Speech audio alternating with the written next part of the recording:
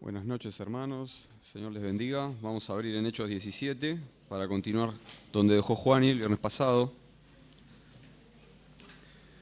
Con la ayuda de Dios hacer algunas breves reflexiones. De todo el texto bíblico que es inagotable. Sobre todo ciertas porciones. Aunque todo el texto bíblico es inagotable, algunas porciones son más inagotables. Bueno, Juan y dejó en el versículo 15, así que yo voy a leer desde el versículo 16 hasta el final. Está Pablo en Atenas. Después de ese tumulto que se había hecho, él quedó separado de sus compañeros de misión y él se encontraba en esta ciudad. Y bueno, él va a dar acá lo que se llama el discurso del Monte de Marte, o es conocido así en la cristiandad general. Bueno, ahora no hay nada, ¿no? En el Monte de Marte hay unas ruinas, estaba el Areópago en su momento, que era como una especie de anfiteatro, lo que nosotros conocemos como anfiteatro. Así que voy a leer el capítulo 17 de Hechos, desde el versículo 16, dice: mientras Pablo los esperaba en Atenas, su espíritu se enardecía viendo la ciudad llena de ídolos, entregada a la idolatría. Así que discutía en la sinagoga con los judíos y piadosos, y en la plaza cada día con los que ahí concurrían, con los gentiles. Y algunos filósofos de los epicúreos y de los estoicos disputaban con él. Estos eran dos corrientes de pensamiento medio opuestas, que hoy están hasta nuestros días, algunas corrientes de esos pensamientos, obviamente contraria a la Escritura. ¿Y qué querrá decir este charlatán, este palabrero, ¿no? Y se preguntaban eso. Y otros parece que es predicador de nuevos dioses, porque Pablo predicaba el Evangelio de Jesús y de la resurrección. Y tomándole, a Pablo le trajeron al Areópago diciendo: ¿podemos saber qué es esta nueva enseñanza de la que hablas? Pues traes a nuestros oídos cosas extrañas. Queremos pues saber qué quiere decir esto. Porque todos los atenienses y los extranjeros residentes allí en ninguna otra cosa se interesaban, sino en decir o en oír algo nuevo. Entonces Pablo, puesto en pie en medio del Areópago, dijo: varones atenienses, en todo observo que sois muy religiosos, porque pasando y mirando vuestros santuarios, hallé también un altar en el cual estaba la inscripción al Dios no conocido. Tenían tantos ídolos que por la duda habían hecho uno al que no sabían el nombre. Por si nos olvidamos alguno, hacemos una estatua con uno que se llama el Dios no conocido.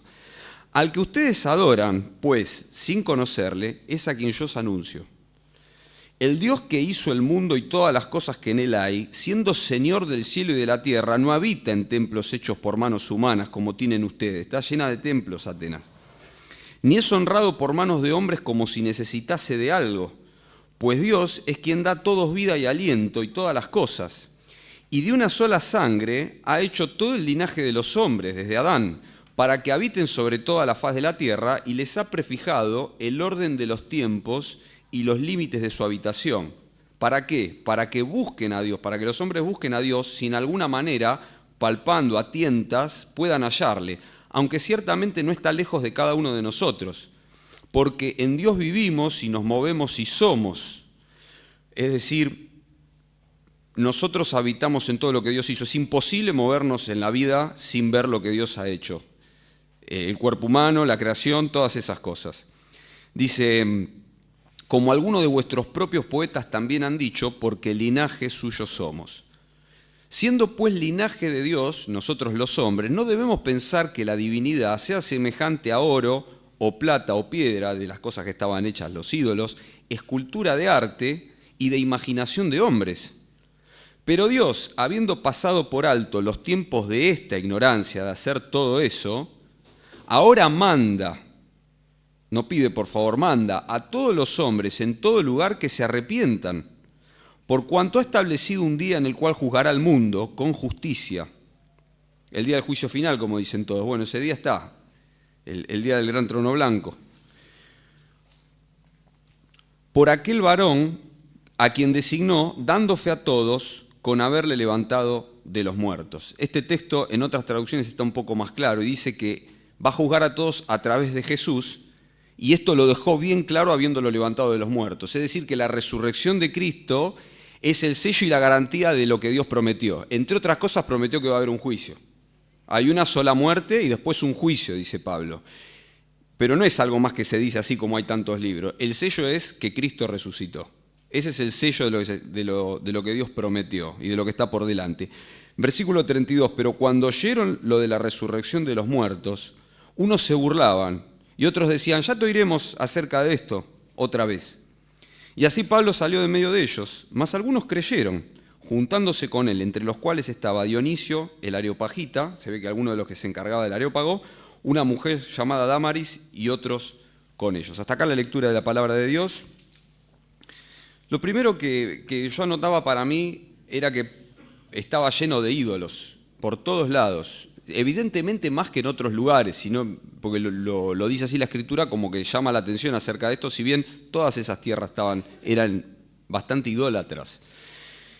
Y esto de la idolatría hoy está otra vez muy en medio nuestro. La gente que se manifiesta en contra del cristianismo tiene como un razonamiento medio poco conocedor de la historia. Dice que cuanto más atrás se va en el tiempo, más la gente era más religiosa. No, no es así. De Cristo para acá pasó algo importante. Cuando Pablo y los demás hermanos anunciaron el Evangelio y la gente se empezó a convertir, cambiaron un montón de costumbres y bueno, los tiempos vinieron hasta acá, pero en realidad, yendo a la época donde Pablo predicó, se parece mucho a los tiempos que vivimos nosotros, tiempos de gran libertinaje.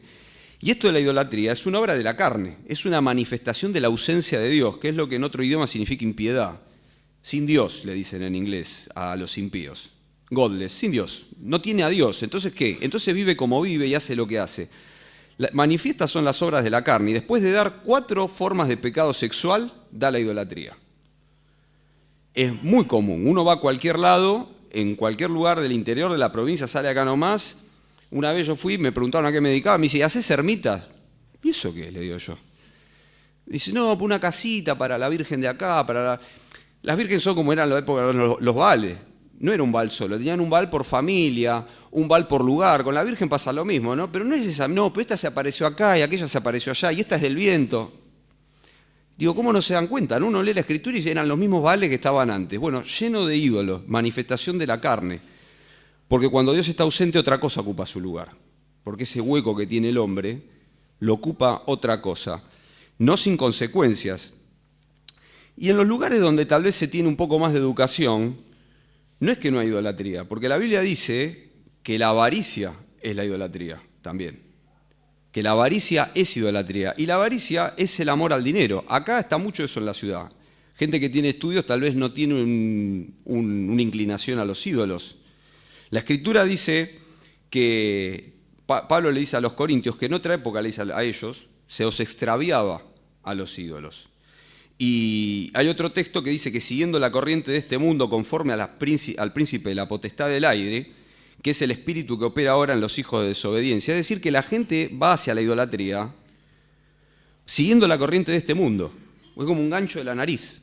Cuando no tiene a Dios, la corriente de este mundo va hacia ese lugar. La corriente de este mundo la regula Satanás, que es el espíritu que opera ¿en quiénes? En los hijos de desobediencia. ¿Y quiénes son los hijos de desobediencia? Bueno, todos los que no tienen al Señor, todos los que no aman su venida, todos los que no tienen su espíritu, todos los que no obedecen su palabra.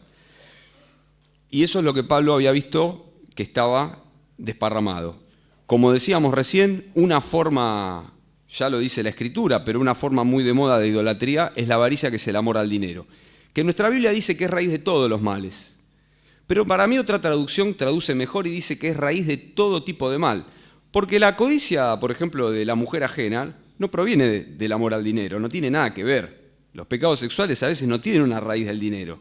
Entonces, la traducción mejor sería que el amor al dinero es raíz de toda clase de mal. ¿Por qué? Porque al ser una raíz, engendra otro tipo de males. La avaricia engendra asesinatos, engendra un montón de otro tipo de cosas, un montón de problemas. Uno cuando ve por qué están los problemas que hay de la corrupción en general en el mundo, de los gobernantes y todo, avaricia, amor al dinero. Y esto es algo que no solamente estaba en ese momento, nos tenemos que cuidar todos, porque aunque si hemos recibido a Cristo y tenemos el Espíritu Santo, la vieja carne la tenemos igual. Y esto nos tenemos que cuidar todos. Alguien dijo una vez que el problema del dinero, el dinero no es malo en sí mismo, el problema es que es difícil tenerlo sin poner en él la confianza. Como recién nos decía Twitty, que muchas veces Dios permite que nos pasen cosas para que nos demos cuenta que tenemos que confiar en el Señor. Por eso este sabio decía en Proverbios, no me des escasez, no sea que robe y blasfeme tu nombre, pero tampoco me des demasiado, no sea que me olvide de ti y diga quién es Dios. Entonces es difícil poseer ciertas cosas sin poner en ellas la confianza. Por eso es que el dinero viene a ocupar el lugar de Dios. Por eso es que es idolatría. Idolatría es una cosa que ocupa el lugar que le corresponde a Dios. Y el dinero también. Por eso Dios dijo, no se puede, Señor Jesús dijo, no se puede servir a Mamón, que es el Dios de la riqueza, hacia Dios. O se honra a uno o se honra al otro. Entonces, ¿y estas cosas cuándo abundan? Cuando Dios no está. Cuando lo que abunda es la impiedad. Y Pablo, ¿qué le pasó a Pablo? Pablo se enardecía con esto. Otra cosa que a mí me llamó la atención, porque esto era completamente normal. Uno podría decir, hace no sé cuántos kilómetros venimos a caballo, caminando, navegando. Esto sí abunda, como abunda la impiedad en la calle, ¿no? Uno pone el noticiero otra vez lo mismo, otra vez lo mismo. Parece que de tanto que se repite el mal, parece que uno hasta que se acostumbra de la maldad que hay. Pero el espíritu de Pablo se enardecía. ¿Y qué síntoma de salud? Por estar cerca del Señor, que se enardezca con esto. Y yo me hacía un autoexamen, una reflexión. Me decía, ¿yo me enardezco con las mismas cosas que el espíritu de Pablo? Porque hace falta un escalafón de prioridades como lo tiene Dios para eso. A veces con el tema, por ejemplo, pasan los coches usados, ¿no? En las concesionarias lo único que le miran es la parte de afuera. Si tiene un rayón, vale muchísimo menos dinero, pero nadie lo pone en marcha para ver si sale humo blanco por el caño de escape. El rayón por ahí se arregla con un poco de plata, pero si el auto fuma, como le dicen, y el aceite pasa dentro del cilindro, hay que hacerle motor nuevo prácticamente. Y es un montón de plata. Es un problema mucho más grave uno que el otro, pero no tiene mala vista. No se ve. No se ve. Hay problemas graves de mecánica, lo puede decir Ezequiel, que no están a la vista, son difíciles de encontrar. A veces si uno al auto no lo pone en marcha, no se da cuenta si tuvo un choque grande. Hay autos que chocan de frente y queda el chasis todo doblado. Cuando uno lo va atrás del auto, lo ve andando en la General Paz y el auto va de costado así, con las ruedas de atrás así, desalineadas, va así de costado. Pero si uno no lo pone en marcha no se da cuenta. Si uno no lo anda, uno lo ve en el cordón y es gravísimo. Pero el rayón le baja un montón de plata a lo que vale el auto. Entonces, ¿cómo me doy cuenta? Y tengo que saber de mecánica para darme cuenta, o por lo menos traer a alguien que sepa y que me diga. Mismo pasa en la construcción. Hay veces que las humedades hacen ver muy mal a la construcción. Sin embargo, a veces la humedad tiene solución. Por eso un caño roto que está en la pared, o es una humedad de cimiento que se le pone un producto, y tiene solución, pero a veces hay una fisura que nadie advierte y la tapan y es un problema de cimiento y ya los problemas de fundaciones son mucho más caros de solucionar. A veces hay que tirar algunas cosas abajo para arreglarlo, pero no tiene tanta mala prensa como se dice, no tiene mala vista, pasa desapercibido. ¿Y quién se da cuenta de eso? Y bueno, alguien que sabe de construcción, puede justipreciar o puede darle el justo precio que tiene o la gravedad que tiene el problema o el escalafón que tiene el problema. Y a veces a nosotros nos pasa lo mismo. Yo me acuerdo, a veces nos acordamos, fue muy cómico, estábamos en mi casa y a mí me cuesta hacer las cosas dulces a veces y había un cumpleaños y yo había hecho una torta, hace muchos años ya. Y a mí me gusta emborracharla un poco porque con licor de café, hago café con leche para mojar la torta, para mí la torta seca no me gusta. Y a mí me gusta cómo queda la combinación con el dulce, lo corta un poco. Es un gusto. Yo cuando era chico, todas las tortas eran así. Y eran recontra borracha. Y a nadie le pasaba nada. Comíamos mis primos, comíamos nosotros, nadie le pasaba nada. A mí me servían vino con soda así. Yo vino así con soda. Hoy no se hace más, yo a mis hijos no se lo hago, pero se hacía. Mi mamá me cuenta que hasta le daba una copita de anís cuando iba de la abuela. Bueno, yo hice eso y vino unos familiares y la mamá de los nenes que estaban jugando, cuando prueba la torta. Pero esto está borracho, sí. Fulanito, empezó a llamar al hijo, no comas más. Yo me sentí re mal. Digo, ¿qué hice? Pero ahora que al nene no le pasó nada, a mis hijos tampoco, y nunca nos pasó nada. Bueno, no lo hice más así, traigo el licor para que le quiera poner. Pero después esa mamá, con las cosas que miran los chicos en la tele, no tiene tanto problema. Y uno dice, ¿qué es peor? ¿no? Porque hay que cuidar la alimentación, no tiene que comer sano, sí, por supuesto. Pero lo que come en la tele, ¿cómo es el tema? Una vez Andrés había traído una charla que demostraba cómo las redes sociales pueden traer directamente el peligro del mundo a la pieza de tu hijo o de tu hija. Me hacía acordar a la anécdota de este hermano cuando habían salido los televisores en Estados Unidos y el vendedor se lo quería vender y como para darle más argumento, le decía, mire, es como tener el mundo en el living de su casa. Y el tipo piadoso dijo, yo esa porquería no la quiero. Está bien, nosotros vivimos en el mundo, lo que no tenemos que tener su vana manera de vivir y tenemos que cuidar de qué nos alimentamos. Pero el punto es, ¿a qué cosas, dónde vemos el peligro? ¿Lo vemos como lo veía Pablo? ¿O lo vemos como lo ve la gente que no tiene al Señor? Porque el problema de no valorar esto es el desconocimiento. La gente que no sabe de construcción se le pasa eso y le tiene más miedo a algo que no es tan grave y lo que es grave se le pasa. La gente que no sabe de auto como yo, podemos mirar lo que está a la vista, lo que viene a todo el mundo. Sin embargo, lo importante, como no sé de mecánica, a mí se me pasa. Y si no conocemos la Biblia, se nos pasa lo más importante de todo. Y no podemos advertir que la corriente de este mundo, que va según el príncipe de la potestad del aire, que es Satanás, puede hacer gran daño a nuestros hijos. A los que están afuera ya se los estaba haciendo y se los hace. Pero nosotros supuestamente tenemos la mente de Cristo. El problema es que hay que meterla adentro, porque la tenemos en forma de libro. No es que se mete sola la mente de Cristo. Para poder pensar y creerla. ¿Qué es el tema? Creerla. Hace mucho tiempo, yo creo que la conté esta anécdota, me había llamado una persona para hacer un cálculo de una pared, en el exterior estaba en el aeropuerto la pared. Y cuando yo empiezo a revisar el reglamento, por estar en el aeropuerto, y digamos porque hay más viento, no hay otras construcciones alrededor que tapen del viento la pared, había que hacer una estructura bajo tierra que no se veía, que era muy cara para agarrar la pared. Y me llamó diciendo, pero no, esto como era un disparate lo que yo le quería hacer. Le quería hacer gastar mucho dinero. Bueno, la cuestión es que no me dio el trabajo, está bien, todo bien, y pasaron un par de meses y vino, no sé si se acuerdan, esa tormenta que hubo para Semana Santa, que se voló todo, se cayeron todos los árboles, se cayó una pared, mató un taxista, ¿se acuerdan?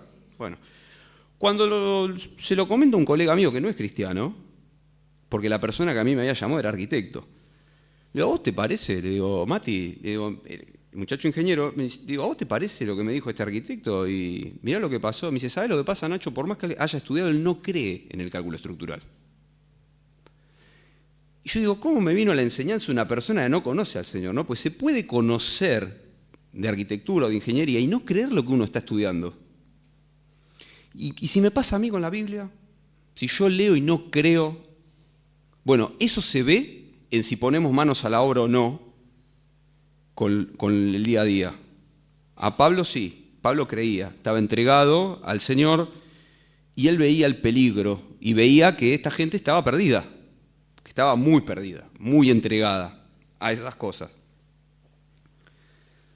Tiempo con la palabra. ¿Yo creo realmente que el mundo está bajo el maligno? O más o menos. Bueno, es algo que se dice, la corriente de este mundo, bueno, la televisión. No, hermano, el mundo entero está bajo el maligno. Nosotros tenemos que tener cuidado de ese tipo de cosas.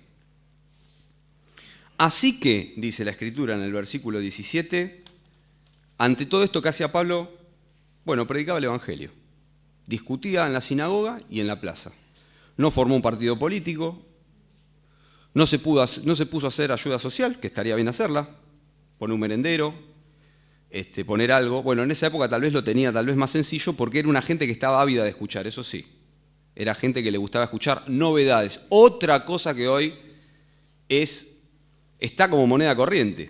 Hoy lo importante no importa, lo importante es lo nuevo.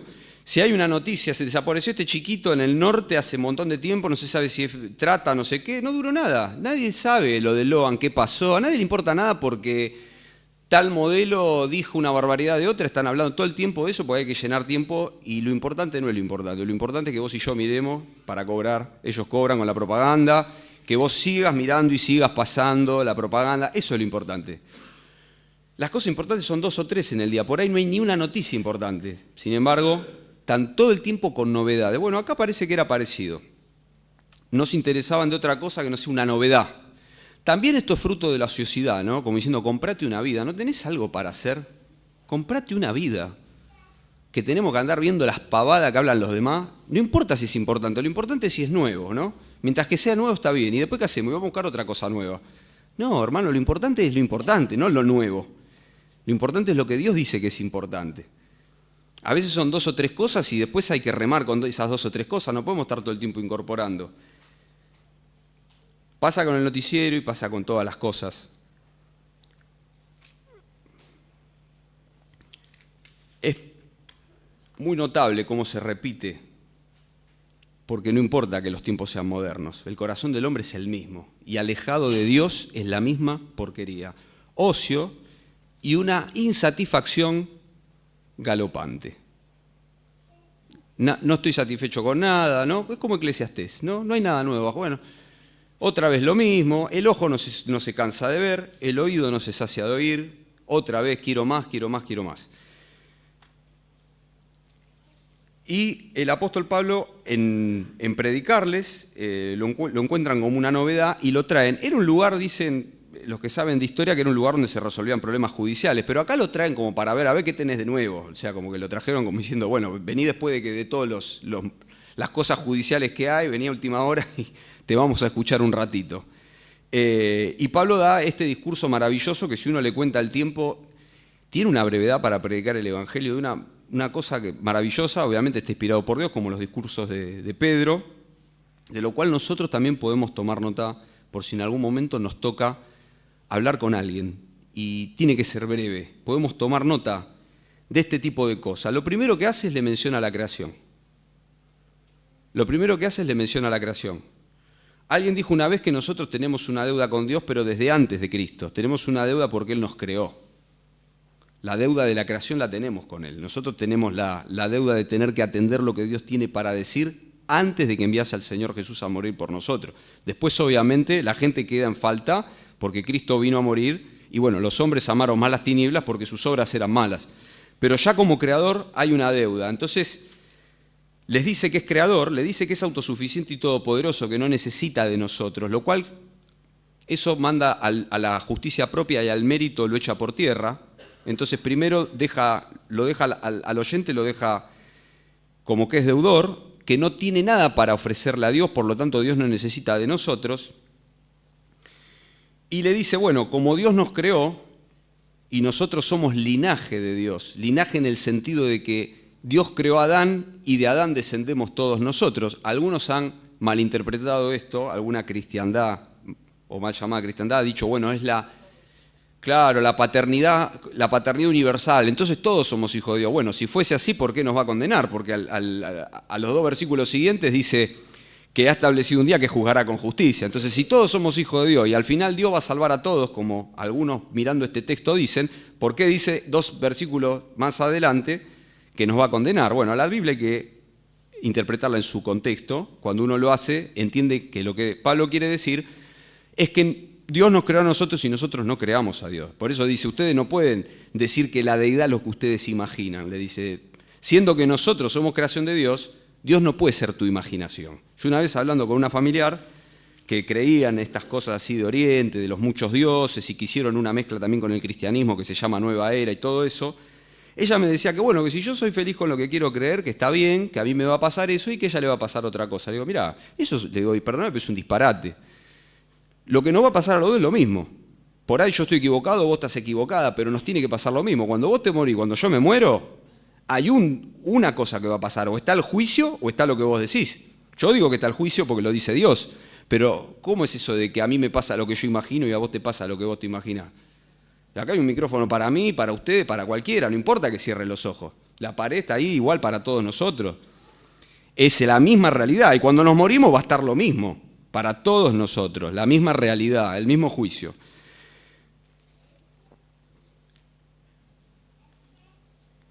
Y cita la creación al principio, porque como dice Romanos 1:20, es un hecho innegable, por más que la gente lo quiera negar. Dice la Biblia que el eterno poder de Dios y su deidad se hacen claramente visibles a través de las, porque son invisibles esas cosas, se hacen claramente visibles a través de las cosas creadas, de modo que los hombres no tenemos excusa. Es decir, que la persona que decide decir que no cree y todo eso, bueno, la Biblia está diciendo que en el fondo del corazón es culpable. No importa que diga que no lo cree, es culpable igual. La Biblia dice, no tenés excusa. La creación demanda un Dios todopoderoso. Su eterno poder y deidad. La creación que todos vemos demanda eso. Y Dios nos dio a todos la capacidad de entenderlo. Entonces somos reos de condenación. Después le dice que no tiene mérito. Y dice que hizo todo esto para que los hombres le busquen. Dice que hizo todo esto para que los hombres le busquen. Y después le dice que son ignorantes. Como dice Omar muchas veces, en la cuna del saber.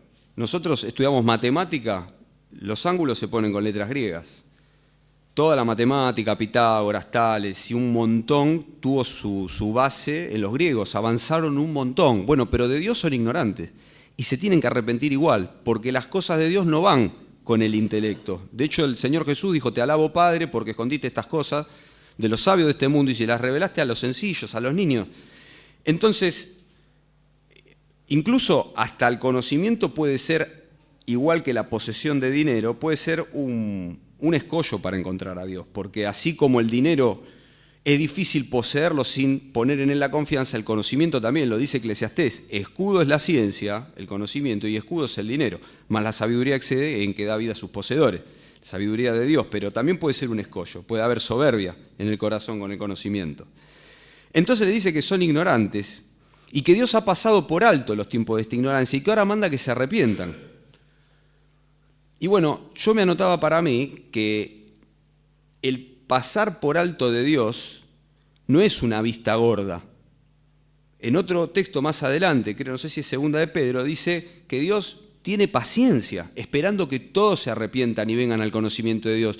Nosotros como somos hombres y pensamos con nuestro razonamiento pecador, a veces pensamos, bueno, hice esto malo y Dios no hizo nada. Hice esto malo y Dios no hizo nada. Hice esto malo, bueno, a Dios no le debe importar, porque si no me hubiera caído fuego del cielo. No, no es así. La Biblia dice que no es así. Nosotros tenemos que tener cuidado porque tenemos mucha tendencia a pensar ese tipo de cosas. Lo hice una, lo hice dos, lo hice tres, lo hizo 10, lo hizo 20, no pasó nada. Bueno, ya está, no pasa nada. Lo hago yo también, o por lo menos a Dios no le importa, o Dios piensa que no está tan mal. Bueno, la Biblia dice que no, dice que Él tiene paciencia con la gente de afuera para que se convierta y con nosotros para que nos arrepintamos. Que nos arrepintamos. Dice a las iglesias de Apocalipsis, le he dado tiempo para que se arrepienta. Si no, vender pronto a ti, quitar el candelero de su lugar, te he dado tiempo para que te arrepientas. Dios da tiempo, no es que le da lo mismo. Y Dios manda que se arrepientan. Él dice como si Dios rogase por medio de nosotros, dice otro texto. Nosotros rogamos como si fuésemos embajadores que te dicen, che, mirá, vení, mirá que Dios está y te va a juzgar. Porque es cierto, cuando va un embajador, una potencia manda un embajador, el embajador se muestra condescendiente, pero es el embajador de una potencia que te tira con un misil y te aplasta. Eso es lo que hace el embajador, y te viene a avisar que tiene un misil que te aplasta. Entonces nosotros sí hablamos con súplica, pero Dios manda. Y hay que tener cuidado con las palabras, porque la Escritura dice que nosotros tenemos que retener la forma de las sanas palabras que de mí oíste, dice Pablo. Uno dice, bueno, pero nosotros lo que tenemos es una traducción y tenés que ver el original. Y sí, bueno, tenemos que ver el original, tenemos que ver el diccionario que nos muestra los sinónimos en el original, pero la forma de las palabras significa el significado que quiere tener. Y cuando nosotros a veces cambiamos algunas palabras y empezamos a usar otras, tenemos que tener mucho cuidado. No es que no se pueda hacerlo, tenemos que mantener la forma. No es que tenemos que mantener la de 1560 y pico, no dice eso. Lo que dice es que la forma de lo que quiso decir.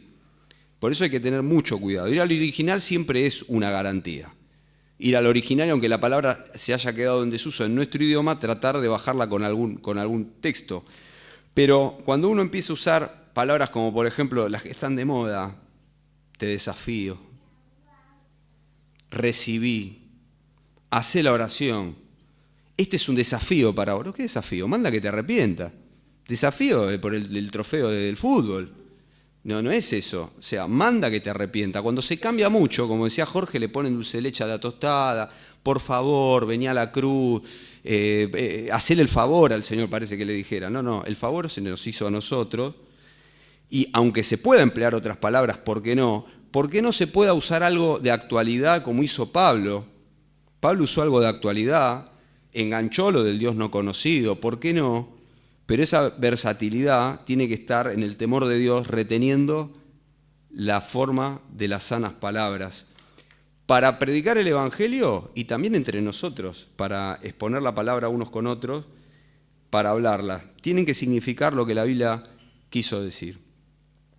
A veces usando tipos de palabras le cambiamos el carácter a Dios, ¿no? Como que parece un viejo bueno, que no le quitamos, si elegimos palabras y eso está pasando con el carácter de Dios, está mal elegida la palabra. O por ahí la estamos empleando mal. Tenemos que ver eso.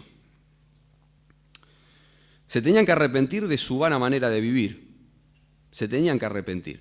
Llama la atención que no haya hablado de la muerte de Cristo y del perdón. Pero a mí me parece que está implícito en la palabra arrepentimiento, porque el arrepentimiento es que de algo me tengo que arrepentir. Pero bueno, como muchas veces nos recuerdo Omar del dicho que decía alguien, no se puede decirlo todo. La idea quedó. También a nosotros eso nos anima, porque a veces cuando le queremos hablar a alguien uno dice, bueno, no le dije de esto y no le dije el otro. Bueno, si nos ponemos en la mano de Dios y tratamos de retener la forma de las palabras, esperemos que Dios haga la obra, ¿no? Y también Dios nos dé otra oportunidad para reforzar. Después acá los que creyeron se apartaron, me imagino que habrán seguido hablando con Pablo. Les habrás puesto más en detalle. Bueno, dice que algunos se burlaban. Esto es muy común cuando a alguien no le gusta lo que escucha. Todos lo hemos hecho en algún momento, ¿no? Descalificar al que habla para tratar de bajarle los decibeles a lo que hemos escuchado que nos es contrario. Es muy común. Lo que cuesta es cuando los que se burlan son del círculo diario que tenemos que visitar, sea del estudio, del trabajo. Eso cuesta bastante cuando se burlan. Pero bueno, como dice el texto bíblico, maldigan ellos, pero bendice tú. Nosotros lo que necesitamos es que Dios nos bendiga. A nosotros no nos pueden bendecir las demás personas. Y nosotros nos tiene que enardecer el hecho de que ellos se vayan al infierno. Nos tiene que pesar como al apóstol Pablo.